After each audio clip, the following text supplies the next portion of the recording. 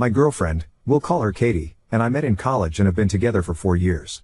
I'm the first person she's ever had a relationship with because her parents were strict in high school. Our parents are religious and don't believe in sex before marriage, and while I don't really care, she's very close with her parents, so we've been waiting. Now that she's graduated, I was planning on proposing within the next few months. I had a ring picked out and everything. I was head over heels for this girl. That all changed last night. Or, last weekend, really. Katie has had a male best friend since high school that her parents never liked because he claimed to be gay. Let's call him Liam. She was excited to be going to the same college as him, because it meant they could hang out as much as they wanted. I've never been a big fan of the male best friend thing, but he's gay, so whatever. Except 2 years ago, he came out as bisexual. I never really liked the vibes when he was around her, so I asked Katie to stop hanging out with him alone. She accused me of not being supportive of him and trying to control her, just like her parents. I told her it was her choice if she wanted to keep seeing him alone, but I wouldn't be sticking around for it. It was the biggest problem we'd ever had in our relationship, but we worked through it. The compromise was that Liam and his boyfriend could hang out with me and my girlfriend together, as couples, but never alone. I never wanted to cut her off from her friends. With this stipulation, however, the 4 of us only got together twice before Liam ended up transferring to a different college over the summer. My girlfriend stayed in contact with them over Discord, stayed friends with both of them when they broke up, and formed a gaming server with them and some of their other friends. Most of these friends were men, but she assured me nothing funny was going on. Most of them even had girlfriends, she said. Last weekend was Liam's birthday party, and he invited her. Katie wanted to talk to me about it first, to make sure I was okay with it. She said she wanted to go since she hadn't seen him in 2 years, and it was only a 2-hour drive away.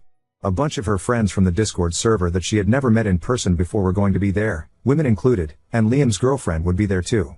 Since I had a weekend trip planned, leaving Friday, returning Sunday, I unfortunately wouldn't be able to go with her, but I told Katie I trusted her and had no problems with her going to see her friends. The problem started Saturday night. She texted me in the morning when she was leaving for the party, she texted me when she got there, and she texted me a couple times throughout to check in. Katie told me that she had planned on driving back around 9 or 10, but it was around that time that the text messages stopped. I assumed she was just having a good time and didn't want to seem controlling, so I didn't bother her. I did stay up to watch her location and make sure she got home, though, and she did, around 2 a.m. It was unusual, but I trusted her, and didn't want to make any assumptions. I would call her in the morning and she would explain that she just got carried away having fun with her friends, I thought. I called her Sunday morning, and she didn't answer. She texted back a few minutes that she had been sleeping, had a hangover, and wasn't feeling well. That was very strange, because Katie doesn't drink. I told her to drink lots of water and that I hoped she felt better, and got on my flight home. When I arrived at my apartment, I found her curled up in my bed in the dark. She has a key to my apartment, but hardly ever needs it because usually I'm with her to do the unlocking. I asked her why she hadn't stayed at her apartment to rest up, but she didn't say anything. Since then, the entire week, she has been saying she's not feeling well, and has not left my room. She's taken off work, and I've been going home on my lunch breaks to make sure she was eating. I was worried about her, but in the back of my mind, I was also suspicious about what had happened at the party over the weekend. Late last night, Katie woke me up from the couch sobbing. It was the first time she had left my room since I'd gotten home, other than to use the bathroom. I consoled her until she had calmed down enough to be coherent, and asked her what was wrong. She told me she had done something horrible. She told me Saturday night, she had somehow gotten really drunk on accident, and Liam offered to drive her home. 3 of her friends from the gaming server on Discord got in a second car to follow them, to take Liam back home after they got to Katie's apartment. They helped her up the stairs and into her apartment. Then, she said, she had sex with them. All of them. All 4 men. Katie said she doesn't remember most of it, that she was really out of it and didn't know what was going on. She said she's been sick ever since trying to figure out how to tell me, because she loves me so much and didn't want to hurt me. Didn't want to hurt me, but gave away her virginity, that she was supposedly saving for marriage, to 4 other men, instead of the man who spent the past 4 years caring for her. She said she wanted to tell me right when I got back, which is why I found her in my apartment, but she couldn't bring herself to because she didn't want to lose me. She begged me not to break up with her. I told her I needed some time to myself to think. She then begged me not to make her go back to her apartment. I didn't feel like fighting, so I just told her she could go back into my room. I could hear her crying intermittently all night. I have to admit I was brought to tears myself. I can't believe how she would throw away our whole relationship, the 4 years we've built together, over one party. I was going to propose soon. I trusted her, and now it's broken. I'm at work, and I haven't been able to focus all day. Part of me wants to tell her to get out the second I get home, if she's still there, and that I never want to see again. Part of me wants to talk to her more and see if there's anything left to salvage. I can't tell which side is more unreasonable. Update 1. Then, she said, she had sex with them. All of them. All 4 men. Oop, the way I framed it is the way she framed it. I tried to keep this post focused on facts, to garner unbiased responses. The words used to describe what happened are all hers. I don't think she lied to me at all. She's always been very honest, and has very clearly been torn up about this ever since it happened. I've seen a lot of comments starting to come in suggesting that she was raped. That's not what she said happened, but everyone is making some pretty good points that I hadn't considered, hadn't thought of because of how emotional I've been. I think it's possible that she could be in denial, though not entirely convinced that's what happened without talking to her. I'll try to gently ask her about that when I get home. I genuinely hope it's not the case. As upset as I've been at her cheating on me, I'd rather it all have been consensual than not. I would never wish anything like that on her. So imagine 4 dudes roofie and run a train on you. You're hurt, worried about disease, and while you know it was against the law, you're worried about the cops believing you. You are worried what your brothers will think, about your employer, future employers, family, mutual friends, since one of them was one of your closest friends. Truly, consider what you would do if 4 guys raped you and how easy a decision it would be to report it. Update 2. My girlfriend has gone to bed early and I have nothing better to do, so I'm finally getting a chance to write this. First, something you can skip through to the actual update if you don't care. I think my other post was taken down for being fake. One of the biggest reasons people seemed to think it was fake was because I wasn't spending time in the comments denying every accusation. I hadn't even opened Reddit since I left work to go check on Katie. It wasn't anywhere near my top priority at the time. For some quick and easy debunking, though, one moment he says he has her location and the next he's surprised she's at his apartment. I checked her location Saturday night solely to make sure she got home okay. After that, I did not check her location, because I am not a stalker who tracks her every move. On iPhone, it shows your location in the text messages with that person, so he either hadn't looked at their texts at all between his flight and getting home, or it's made up. Not everyone has an iPhone like you. I do, but my girlfriend doesn't, so we use an app. And no, I don't get notifications from the app because again, I don't need to be a stalker. The random excessive details. Sorry? Like I mentioned, I had been stewing on everything since she told me what happened that night, and I just wanted to get it all out. Those were all the details I'd had floating around in my head surrounding the situation. The update is full of typos while the main text is immaculate. Op only wrote the update in the TL. Doctor, my apologies for being a bit of a mess and in a rush after realizing my girlfriend might have been raped. That's my bad.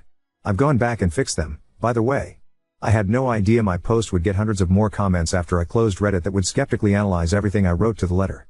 There's absolutely no concern that she's gotten pregnant? No worries about STIs? Not at the time, no. I didn't even know if I was going to stay with her. Pregnancy and STIs would have been a concern if I did, but at the point of writing, I believed she had cheated on me, and was leaning towards breaking up with her. No worries that she was potentially drugged and raped? Again, not at the time of writing. I was still reeling from what she had told me. That she had sex with 4 men. She didn't say anything about getting drugged or being raped, which was something I would have assumed she'd have mentioned. That was before I read all the comments that she may be in denial herself, which hadn't even occurred to me. So this religious girl who wanted to wait for marriage suddenly wanted a train run on her? Obviously fake. No, as it turns out, she did not want any part of what happened. For everyone who said someone in my position wouldn't have taken the time to write everything out for a post. Well, look at the rest of the subreddit. If people in sticky situations didn't post about them, there wouldn't be any posts on here at all. And to everyone who suggested either it was fake or she must have been a cow for 4 men to carry her up the stairs, you can personally fuck off. Everything above was a whole load of presumptuous BS, though I do wish everything I wrote wasn't true. I left work a little before lunch and immediately went home to check on my girlfriend. She was as I had left her, curled up in bed and crying. The first thing I did was just go hold her, after asking for consent. I cried with her. After a while, I gently brought up what happened that night. Did she actually want any of that to happen? A lot was said, but long story short, as many of you suggested, she did not. To clear some things up, these friends that she was with at the party were not just random people she met online. They were personal friends of Liam, who she had been best friends with for 8 years.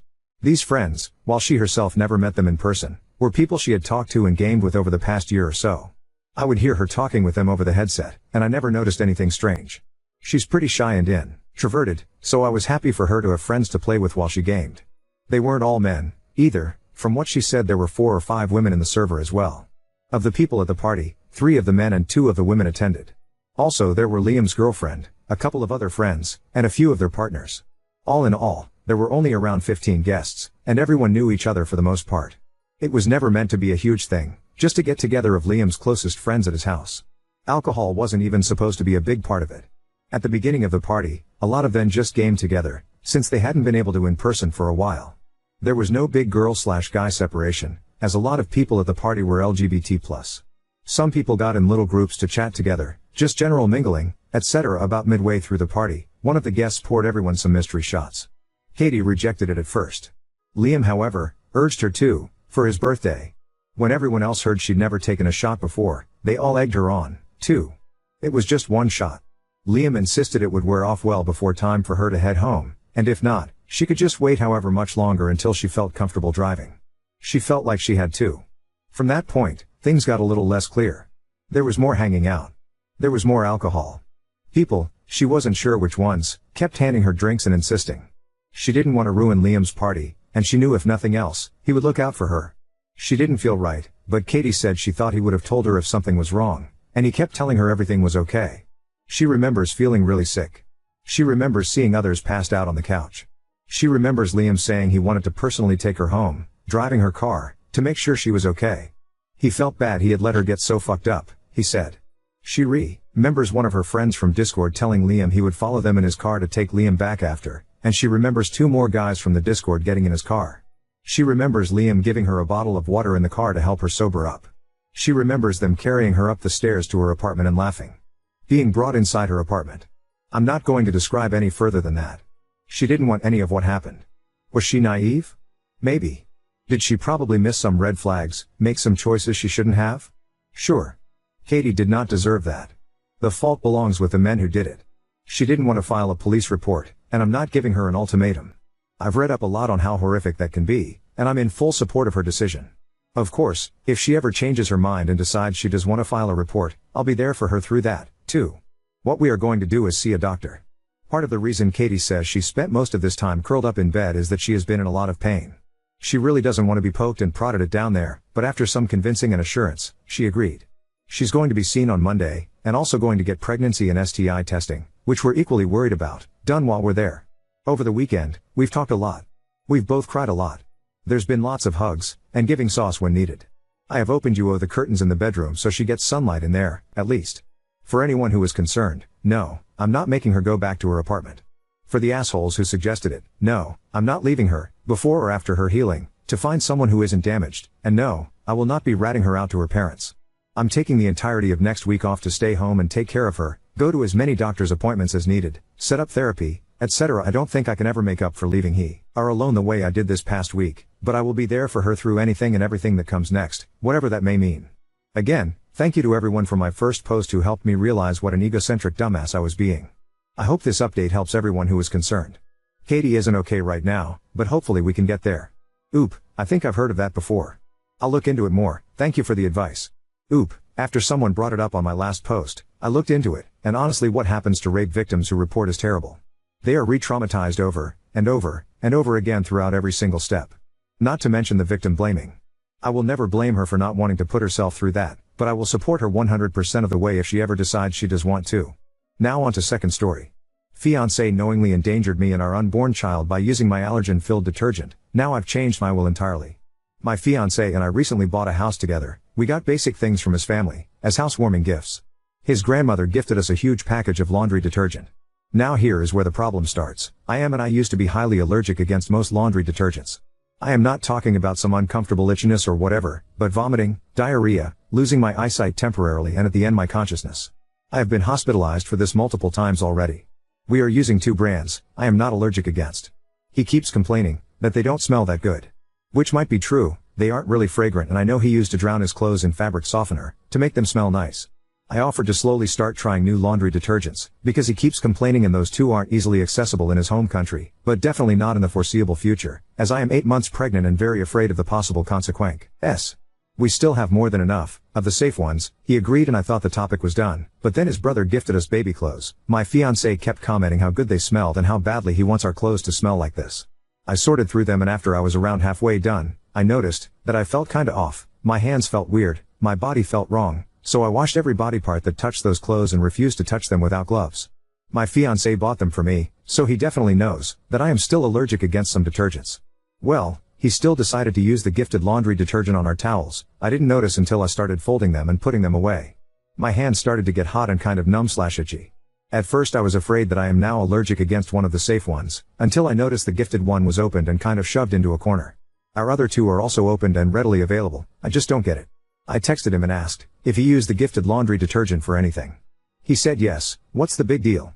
I told him that that's not funny and he is potentially playing with the life of our unborn son and mine and why he thought that now of all times is the right time to test my allergy again. He called me a drama queen and ignored me after. So I changed my will. My fiancé gets nothing now, neither my part of the house nor my other assets. Everything goes to my son, with my family as trustees, until he is of age. If something were to happen to both my son and me, my cousins will be the sole inheritors. My fiancé was originally meant to be the trustee, with different guidelines, to make my son's life and is pretty comfortable. I trashed the old will, sent the new version to my lawyer, to make him look over it and plan to get it to a notary as soon as possible. Update 1. He kept doing mean things, our animals don't seem to like him that much anymore, I gave the ring bah, CK, my car is not working, I want home, at least he got rid of the laundry detergent. Honestly a lot has happened. I had a rather uneventful conversation with him, after he returned home. He justified his usage of the laundry detergent with the presence of cleaning towels in between the normal towels. I asked him how that matters. Well, apparently it's because I wasn't going to dry myself with those. I wasn't satisfied with that answer and asked about the normal towels, as there were only 2 for cleaning and over 10 normal ones and how the smell of cleaning towels is even relevant, because like he said, they are for cleaning. He didn't answer and started ignoring me. That was answer enough for me though, I knew it was BS, but I'd kinda hoped for a better excuse. I was kind of withdrawn from him, at this point and decided to watch his behavior towards me, to figure out what was going on. I thought that I might get an answer somehow, somewhere. Because he was my best friend and I just didn't want to believe that I mattered that lit to him. The next incident happened soon after though, I was carrying back a rather heavy drawer, I had to deep clean it, mealworms escaped the enclosure, I am using them as food for my spider, as the drawer was so heavy, I struggled a lot, but he was busy working on some shelf. I asked him if he could help me, but he didn't react. So I asked him where I should put the drawer, as he was sitting in front of the shelf thingy, where it belongs. He told me to just put it on the floor, so I did. What I didn't see in time though, was my Kärcher. I put the drawer on the vacuum tube. Nothing broke and even if it's mine, he wasn't using it ATM or anything. It was just laying in the middle of the room. He lost his shit. He asked me if I can't even use my one brain cell and other stuff implying I am dumb. That hurt. More than I would like to admit, I started silently crying and went to the living room. He followed me quite some time late. Got upset with me, because I was still sad and said it was just a joke. I told him I didn't find it funny and it hurt me, if he could just apologize, please. Spoiler, he did not. Just said it was a joke and we haven't had an argument before, so he didn't say it out of spite, but in a joking manner? I wish I could say it stopped there, but I fell and had mild cramps plus bloody knee. I called him on the phone, because I don't have any friends in this country yet and he was the only one available plus I knew his boss would let him go, as he is a very kind man and he was supposed to end his workday 30 minutes from then anyway. That's what he had told me at least. I called him, he didn't pick up.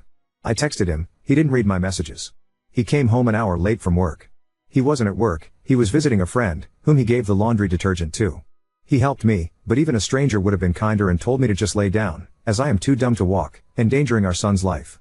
I just wanted to take a nap and laid down on the couch, as it's way closer than the bedroom. He started to vacuum the house. I did it yesterday plus mopped the floor, so there wasn't a lot, but he spent 40 plus minutes vacuuming right next to me, walking in circles, cleaning the same spots over and over. Mumbling how I didn't clean today and how I'm such a messy person. Yes, I do like to leave my shirt occasionally on a chair, but I've cleaned every day, since I've been on maternity leave and before that too. I would be comfortable with visitors at any given hour. After he finished vacuuming he asked me about some mop parts his grandmother put in our house weeks ago. Asking me what I am doing with them?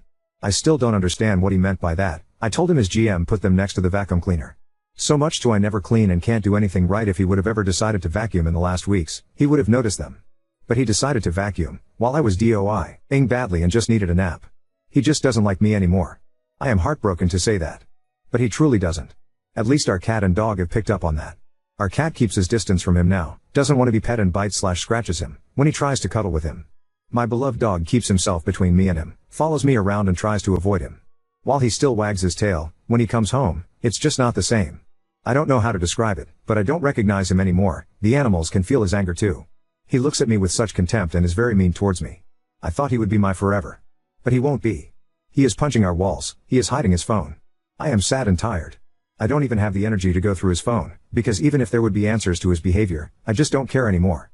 I am just sad. I gave him the engagement ring back, he didn't seem to care. My car's battery doesn't work ATM, so I will have to figure that out. As some of you guessed, I am indeed from Germany, while he is from a neighboring country. I am 7 hours from my family and about 3 hours from the border.